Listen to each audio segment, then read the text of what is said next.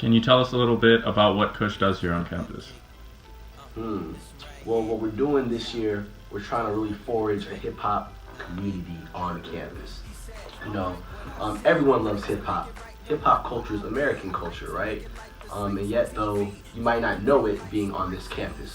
So what we're trying to do is just give people who want to be involved in hip hop a place to feel comfortable doing that, as well as people who are kind of on the fence about it to really see it and how it is at Columbia. Yeah, I mean, I think our mission a lot is like the same mission as hip hop, like to give a voice to people who want, express themselves. True. And let them know like that, you can do it in a different way. You don't always have to do it like academically, because a lot of times at Columbia things can be so intellectual that people can get like you can just do. It's another way to do things.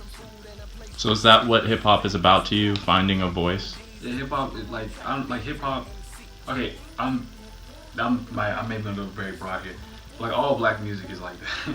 It's about giving yourself a voice in a way that other people can't limit you.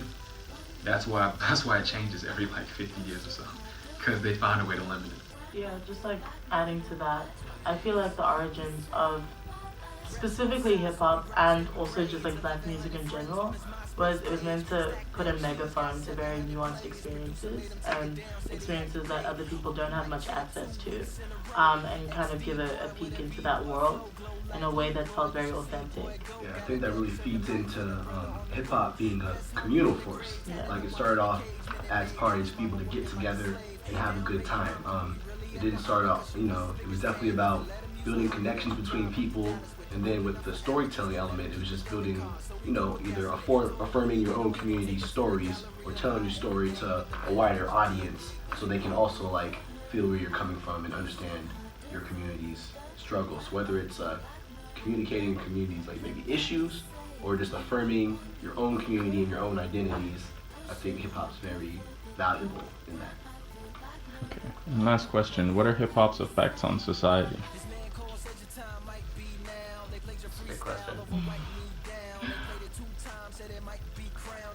All right, well, I can just say it's a very direct one, not even any philosophical whatever. If you refer to the song by Lupe Fiasco called "Hip Hop Saved My Life," it literally can is a way to economically feed yourself, and just rap or the surrounding music business in a way. It's an alternative where people can kind of use their art, use their own experiences from where they're from to literally eat off of.